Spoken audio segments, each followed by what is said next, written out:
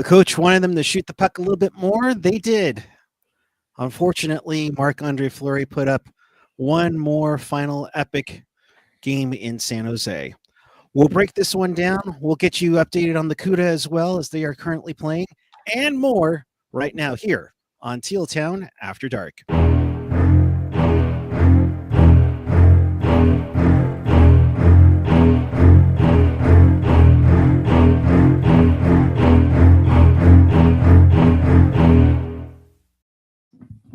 Good evening, everyone. It is January 11th, 2025. The Sharks lose to the Minnesota Wild 3-1. We welcome you to this edition of Teal Town After Dark.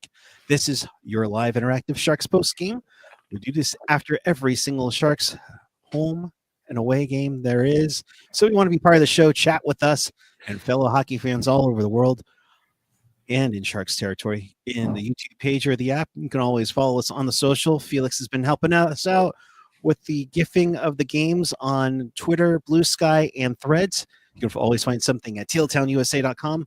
You can also support the pod either Venmo at tealtownusa, or you can hit us up in the super chat live. And if you are not watching live, you can leave a comment down below on what you thought of tonight's game. So with that, we say good hello, and oh my God, back from her tropical vacation in Hawaii, it's Jules.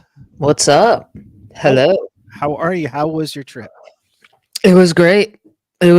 Nice little vacation. Don't worry, I still watch the Sharks, but no, it was awesome. I enjoyed it. How are you? My voice just got 18 times deeper.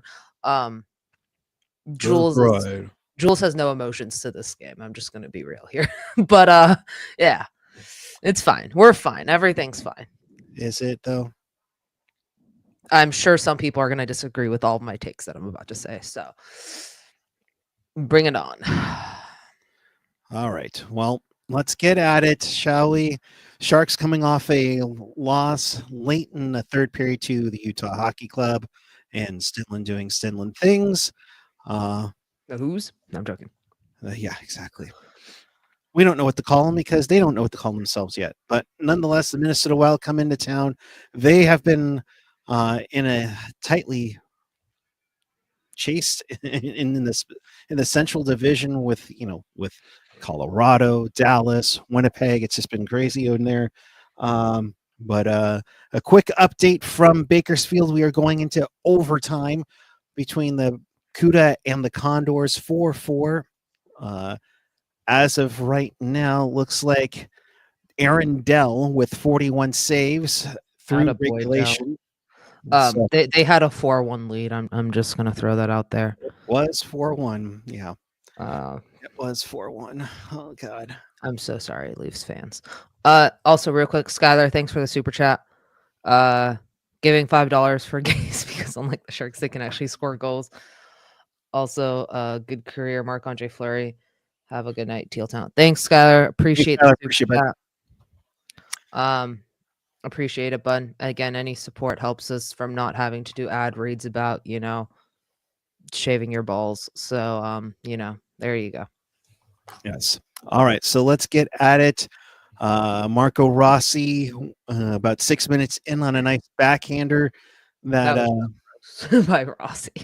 Eklund couldn't catch up with him, unfortunately, and then tried to do the starfish to try to poke check it away. Nah, starfish always works, doesn't it? No, doesn't. No. So that made it 1-0. Despite though, Jules, and this becomes a trend for tonight, the Sharks out shooting Minnesota. I think it was like 16-12 after one period of play. I mean, the guys wanted them to shoot and only had 19 coming into 19 overall in last night's game against Utah. So at least they're getting more shots on goal. I'm going to give credit where it's due. I'm curious how many of those shots came from the Celebrini Eklund Toffoli line. And I know Toffoli whiffed on like 5 nets today. But if any of those go in for Toffoli, we're talking about a different game here. Like, you know what I mean? Like that line, that 70s line was really good. It's Celebrini was dominant tonight, in my opinion. Yes, he had that little whiff on the empty net. But we forget Celbrini's 18 years old. and I'm not gonna, the kid's also learning. So there's that. 11 shots on goal for Celebrini, Eklund, and Toffoli. Yeah, that sounds 19. about right. They were how many did they have against? Do you know the Corsi? I can find it. If not, I'm just curious. Anyways, keep going. I don't know science that well.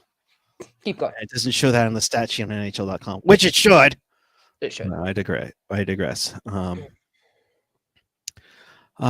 So that made it 1-0 after one period of play. Then second period, Matt Foley with a nice shot that just beats Askarov's glove side. Puckguy, your mic's cutting out, bud. I'm so sorry. Your mic just like watered down. Unless my Really? There it is. You're good. We're good. Oh, we're good. We're good. We're All good right. now. It was my. I think it was my. Moving on. So Boldy makes it 2-0 on a nice wrister that just beats Askarov glove side. Yeah, I think Askarov wanted that one back. But he made also the defenders did not play that well. Take it with what you will. Yeah. They would just not shoot the puck. They did get plenty of shots on goal. They had 37 on tonight. Yeah. They shot the puck tonight. Was it grade A chances? Some of them, where a lot of them just them circling around the perimeter playing catch the ball. Yeah. So. Yeah.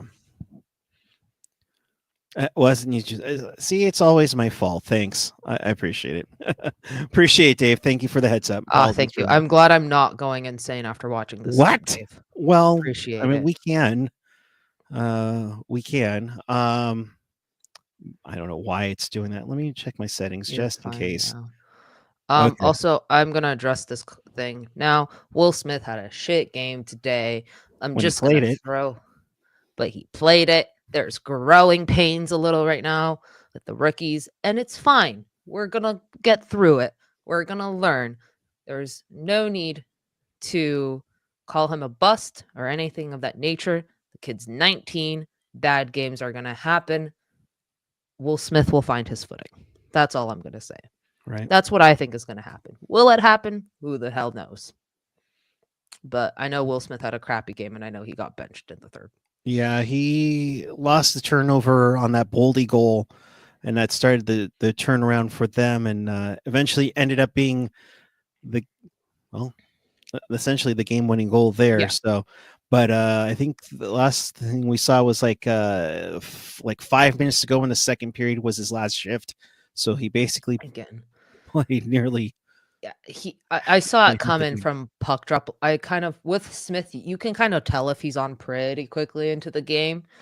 Again, it's gonna happen. Celebrini is gonna have bad nights. Celebrini also learning. Smith is kind of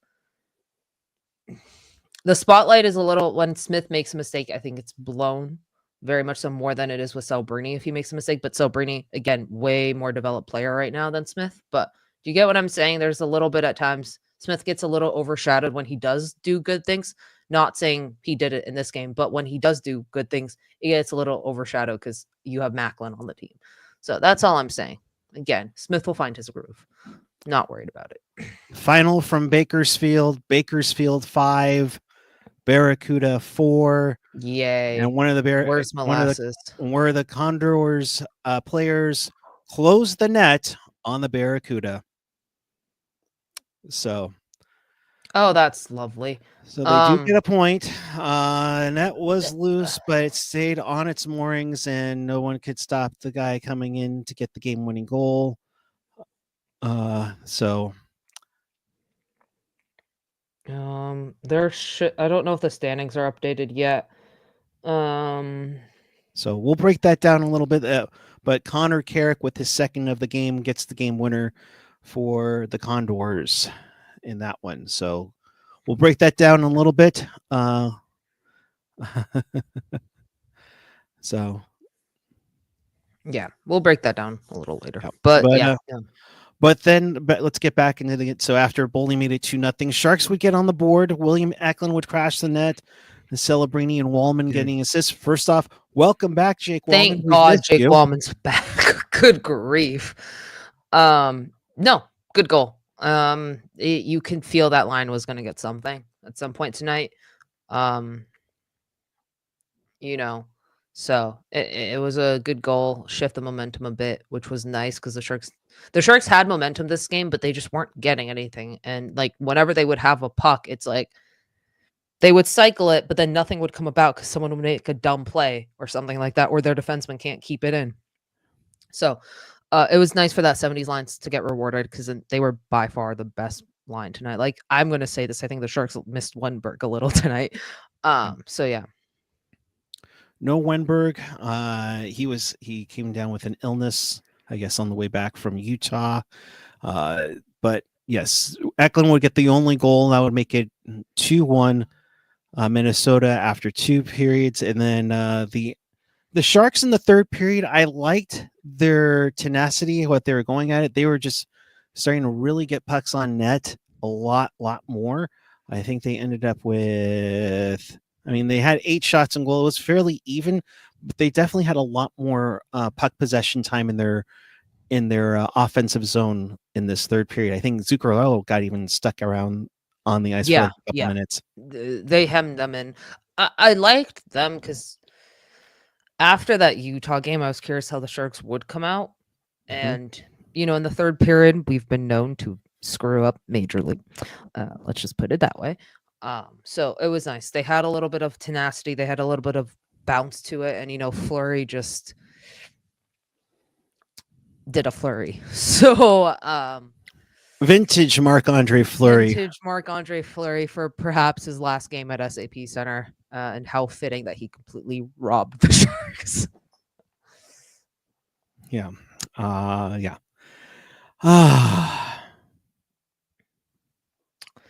So again, and then Celebrini trips and there's an empty net goal. Yeah. And that happened before. And then poor Askarov gets credit for the empty, even though it was an empty net goal because he wasn't even off the ice yet. So yeah, Celebrini's little curse when falling during an empty net. What can you say?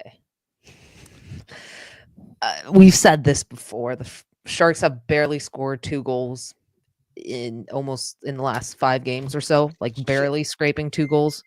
Yeah. Maybe 1 goal a game. Like their offense is a little dried out right now. Little. Okay, their offense is immensely dried out right now. Unlike my floor, I just spilled a bunch of water, but hopefully we don't spark anything electrical down there. Please don't fall. Oh, I was just imagining when you stand up and just fall. That was because you already injured your shoulder. Only on the ice, damn it. All right. Well, yes, but no. Listen. Was I expecting this from the Sharks this season? Yeah, I thought they would lose. I just thought the offense would be way better than the defense, and right now the defense is trash and the offense is just not scoring. So you're kind of leaving your goalies out to dry. But the goalies are Georgie had 2 pretty good games back to back here. And Askey, well, he's Askey. So, take with that what you will. I'm sure it was 4-1 is gonna be trending in the chat here in a few seconds. Oh yeah. But yeah, listen, the kids are I like Graf. I think Graf's been great for the Sharks. He needs to, hopefully he gets his first goal here soon. Let's see here. The Sharks schedule also has just been kind of a nightmare so the Sharks play the Red Wings on Tuesday. The Blue Jackets since Todd McClellan took over. Again, new coach. Go on. I'm sorry. I didn't mean. Yeah. No, you're fine. You're fine. They play the Red Wings, Blue Jackets, Islanders. If I'm a betting man, and I don't bet because I've lost so many bets to AJ, it's not even humanly funny. I think they win one of those. And I think during one of these nights, you have an offensive explosion. Mind you, following that, they play the Bruins, Preds. So that offensive explosion better happen here soon.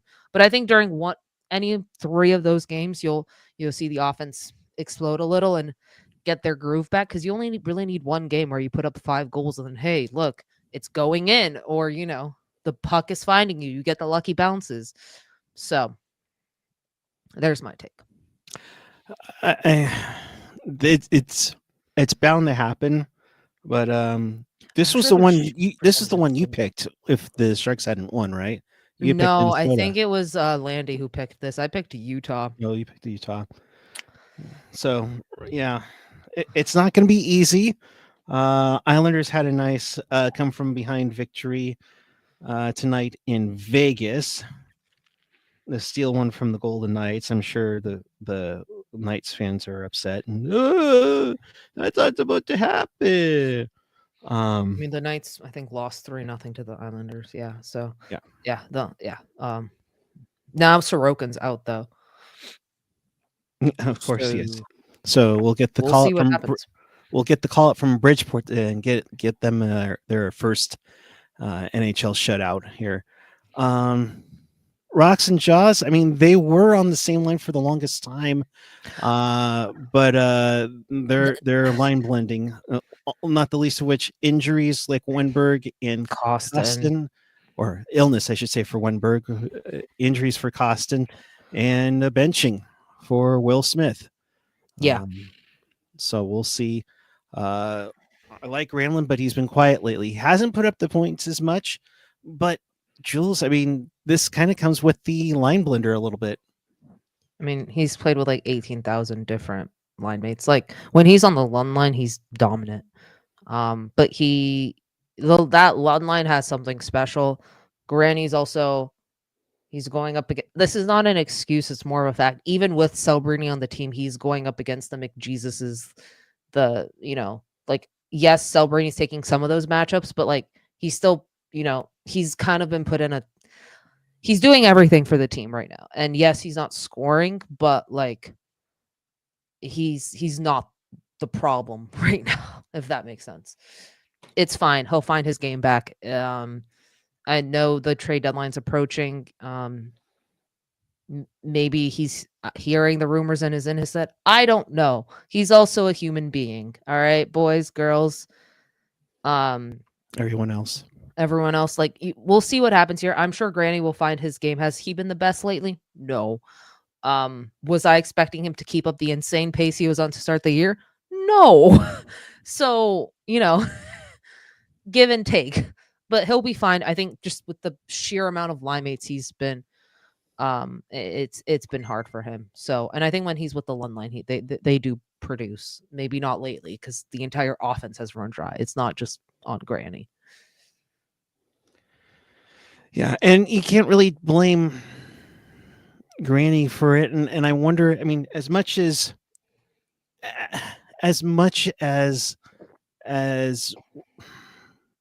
these guys have been kind of going through the blender a little bit, you see, like you said, you see the magic with the Lund line, you see the magic with the college line. They're due. They are. Due. And at one point, the dam's going to break. At one point, the offense is just going to explode. Just give it, they're not going to be losing 2-1 or winning 2-1 for the rest of the season. At one point, the dam's going to break. No, for sure. For sure. So the Sharks lose 3-1 to the Minnesota Wild. Then you're next up on Tuesday to go to Detroit, as we said, against the hot Detroit Red Wings, who have been on a roll lately. As for the other team, it was 4-1. Ooh, Barracuda.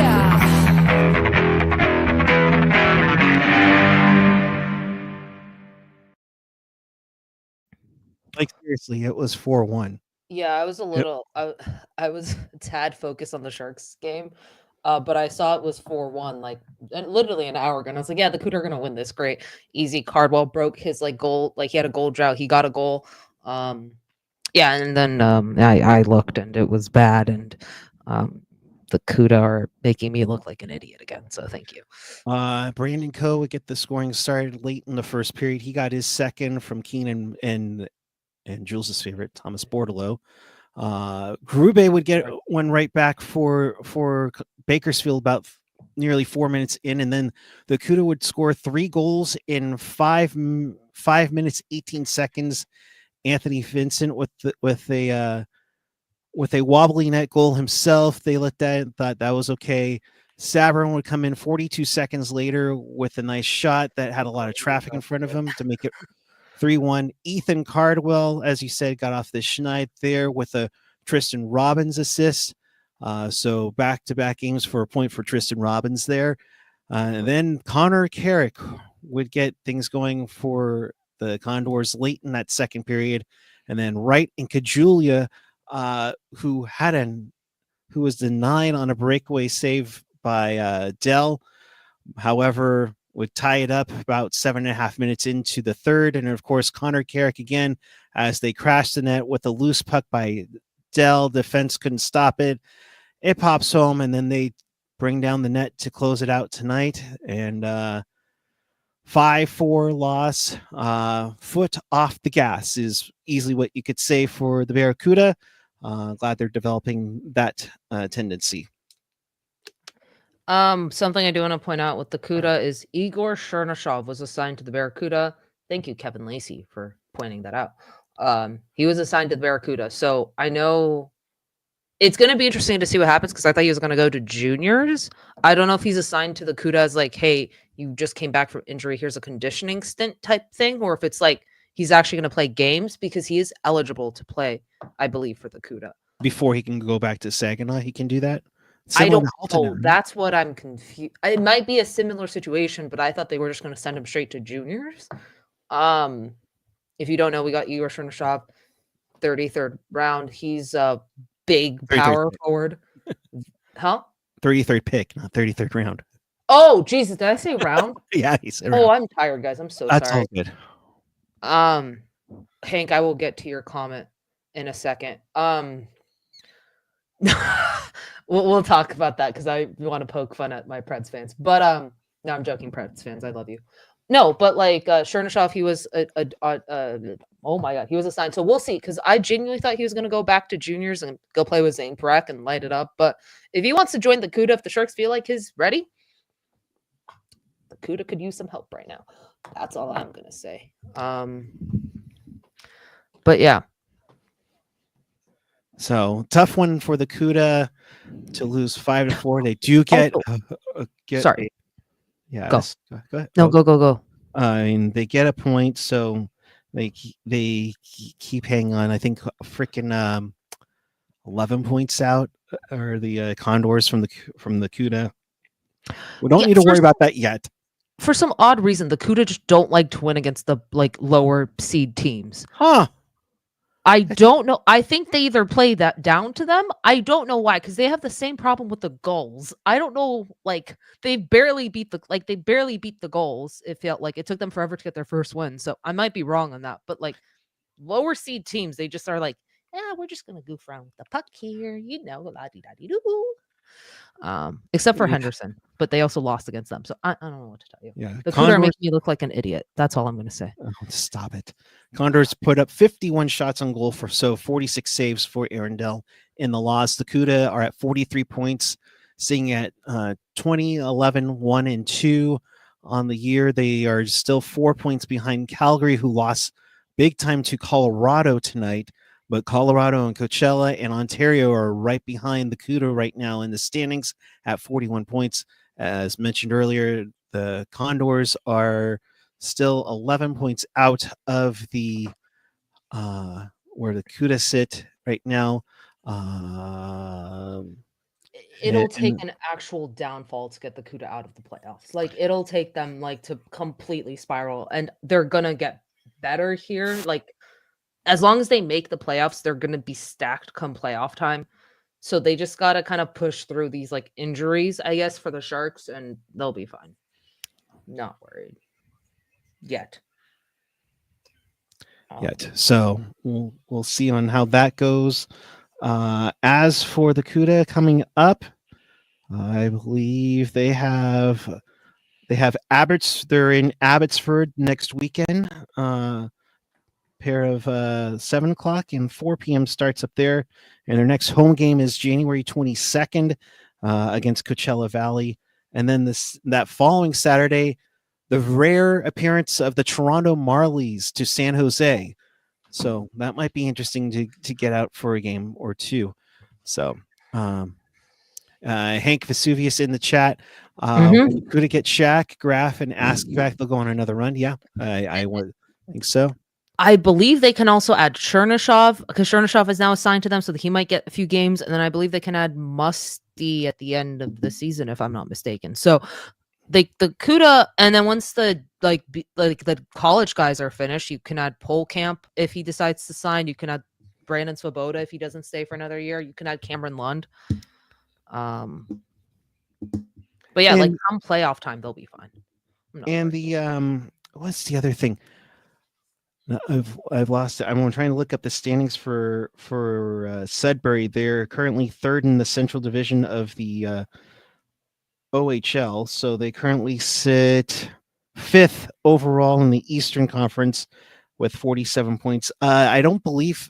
I think Musty didn't play again He today. didn't. I don't think so.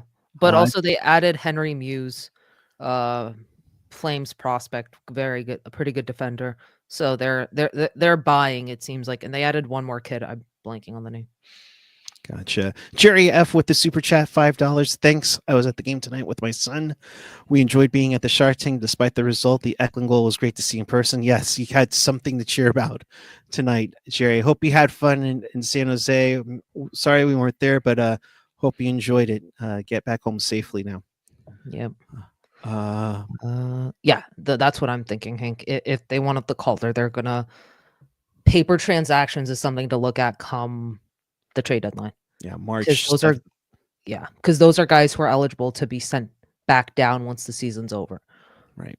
If the Cuda want to go super crazy, like I'm, if the Sharks want to do something insane and send Smith and Celebrini on a paper transaction, don't think they do that. But if you want to just make the Cuda just ridiculous, you could absolutely do that. I don't suggest you do that after an 82 game season, but we'll find out here. Yeah, it will be interesting to see what happens around that time, not just with the Sharks, but for the Cuda as well, because you'll have to get those guys technically back there so that way they can be eligible for Calder Cup playoff action, which unless they completely poop the bed. Hey, and in that case, I think J-Max is getting fired. Also, the Sharks have not won without Vlasic. Thank you for making my point. They were undefeated in 2025 with Vlasic in the lineup, and like AJ saying, why are the Sharks carrying 8D? Where the hell was Vlasic this week? Why hasn't Mook been sent down? Things to make you go, Yeah, that's actually a really good point, because you're like, are they going to trade one of the Ds? Like, I'm not trying to be like reporter Jules here, but like, I don't know if Greer's cooking before the deadline. Or he's just gonna shock us like he normally does, and does it at the most inconvenient time. Of course. Greer, if you're gonna make a trade, please accommodate to my schedule. Thank you. Yes, indeed. But, we'll see what happens. Thank you, AJ, for the comment. You can hear and see AJ with Ian tomorrow on the Pucknologist, 7 p.m. Pacific on our YouTube channel. So make sure you hit that subscribe Canadian button. and AJ are back. Are you saying the D is better pickled? Yes. Apparently it is. We don't know why. We don't know what it is, but apparently it's better when it's pickled. Dude, I swear they're undefeated with him in the lineup. They are. The 2 games that he played, they beat. We won. They beat Tampa. Again, I'm not one to like speculate on trades here, but like, would it surprise me? No. But is it concerning that we're getting excited for Vlasic coming back to playing defense for us? That's scary. Again, with this blue line, the expectation was so goddamn low. I do want to address this. I'll first address this. CCM for I saw that report. GMs be GMs. And I'm sure someone's gonna overpay for those type of defensemen. Yeah. Indeed. As long as we end up with either. So the beauty of that comment is I believe the Sharks are still in 31st place unless the Blackhawks jumped them. Which is very likely. Now I should have probably looked at this before I go off on this lovely little skid here. But So yeah, the Yeah. Sharks are still 31st. Yes, Which- because the Blackhawks did their thing and had a lead and then let it go. They had a 2-0 lead on Edmonton, and of course Edmonton comes back to win 4-3 because So they pulled a CUDA, Mhm. except it wasn't 4-1. But the beauty is that when you're having the second best odds, you can only drop down to 4, which basically means the Sharks are guaranteed either Hagens, Mortone, Misa, or Schaefer. And you want to hear the lovely thing that I will be literally screaming to you guys for the rest of the fucking season? what? All 4 of those guys fill some kind of need for this team. Misa Hagens gives you insurance at center if Smith doesn't work out at center, which it Oh, doesn't look super like right now. He looks better on the wing. Oh my god, who's the other guy? Mortone just gives Celbrini another friend who we could all love, and is just a nightmare to play against. And Schaefer gives Dickinson a good friend. So we're all happy in this situation. Just the Sharks need to finish 31st or 32nd. I love Eklund's brother. I think he's a great player. I think he's top 6 potential, but I'm sticking to my as long as they're in the top 4, we're getting a good player. is Eklund's but Victor Eklund correct? Correct, Dylan, yeah. Is that the oh crap? Noah Gregor came back and got us on a 3-game heater to ruin our draft lottery chances. Pick. Yes. That is if the Sharks decide, you know what? We're going to go on a 4-game winning streak and suddenly be good for a change. But yeah, like we'll see what happens. Again, I think this draft is a tad underrated in my opinion from the early looks of it. There's definitely some good players, but the high end talent is very much so high end, and then there's another tier there. But I've seen people make arguments that Victor Eklund is right up there with the Mortones, and Eklund's he's there's no way he falls to the second round. I would honestly make a case that he goes higher than his brother, than like 5th or 6th overall. Look great at wing and terrible at center till start looking great at center. You're not Yeah. wrong, Dave. Yeah. And again, it gives it's time. Not everyone can be Macklin. Well, and the thing is, and I know we've had this argument over and over again, but it's like, oh, why are we going to keep? Oh, that'd be awful if we set Askarov down. It'd be awful if we set Askarov down. It's like, no, there's a plan in place, and that's part of it. And it's nice to see Podorowski and Askarov get all-star nods. We'll see if Askarov is available to go. Or hopefully. I want the CUDA to be good again. Yeah. So like, I want the CUDA to go win a Calder. Like I have no expectations. Right. For the Sharks to win anything right now. But like if the CUDA go out and win a Calder, not bad. Also, shout out to Robbins. He's been picking it up lately with no Graf and ASCII. So yeah. No, I agree. By the way, we welcome those of you who've been watching sumo wrestling onto Teal Town After Dark. Make sure you hit that like button and subscribe button down right there. Appreciate that. Should mention it was Pride Night tonight, and the logo, as usual, comes out by Melissa Marzan. Terrific logo. Love the detail in it. And the biting of the stick with the pride flag on it. That's really cool. Yeah. Of course, last night they had the round robin pride game that they usually have the night before the game with the San Francisco Earthquakes and Team Trans against the Sharks front office staff. I'm still waiting for Becker to get into one of these games. Come on, Jonathan. And then, of course, I'd be remiss without get this epic picture from Kurt Silver Media of celebrating with his pride tape stick. So I know it gets a lot of flack, including the last couple of years. The important is that it's all about Teal together, buddies. We're all hockey fans. We're all Sharks fans here. Just making sure that they are welcome, not trying to ignore anybody on that point. Yeah, no, for sure. Happy Pride Night. Yep. No, yeah. They also were doing the like Pride beanie giveaway, which was sick. So love seeing the players with the Pride tape. Celebrini, Goodrow. I think most of Toffoli, I know, had it. I don't have the full list in front of me. CC Ferraro, Toffoli, Celebrini, one more, but nice to see some love there. I'm sure those sticks will be going up for auction pretty soon. Oh, as well. 100%. Yeah. SGA Sports Talk channel, thank you very much. $1.99 super chat. Tough loss for the Sharks, but they will bounce back, and hopefully they will bounce back on Tuesday against the Detroit Red Wings. Always brings me back memories of the past playoff battles from way back in 2011. Yeah, the Red Wings are on a heater right now, so we'll see if this goes. Yeah. Not holding my breath. Nope, don't want you to turn blue. Oh, that's a really bad dad joke, Puckguy.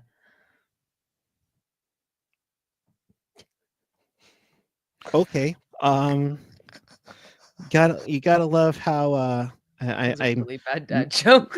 Meredith in my battery group chat posted that Fleury was signing like crazy stuff right after the game, and he was signing blockers. Apparently, the NHL Twitter showed that he was signing his own head and putting that Fleury was signing stuff after the game, and he signed his own head.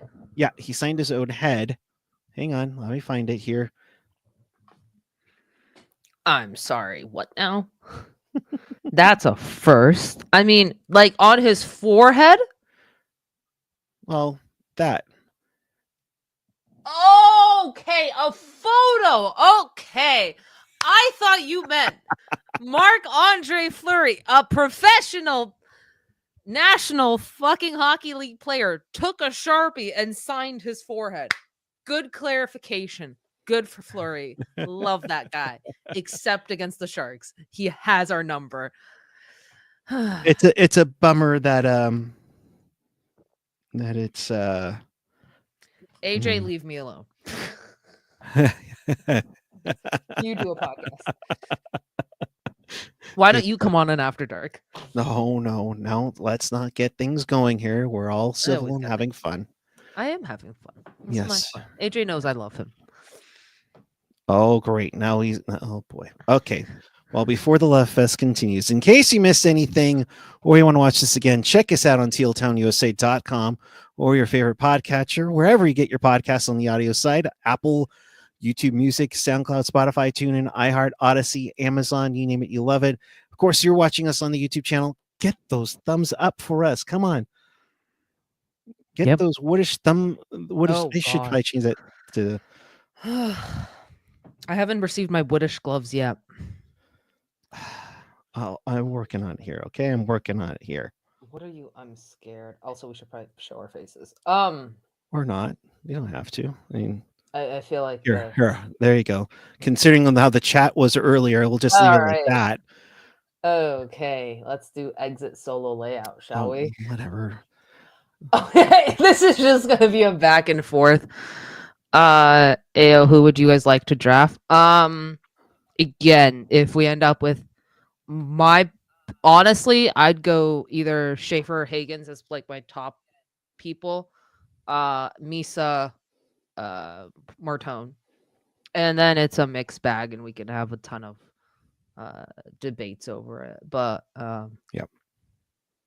For right now, that's my list. You're not too worried about Schaefer's collarbone, are you?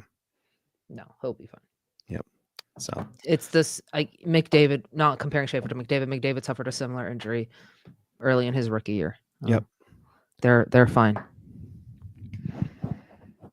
Yeah, I'm kind of with Paul here. Schaefer if you're in top 4, Eklund if you're top 10. Yep. And stay on your mic because you were kind of going away. Oh, my bad. No, yeah. Again, Eklund in the top 10. If I'm a betting man, he's going 5 or 6.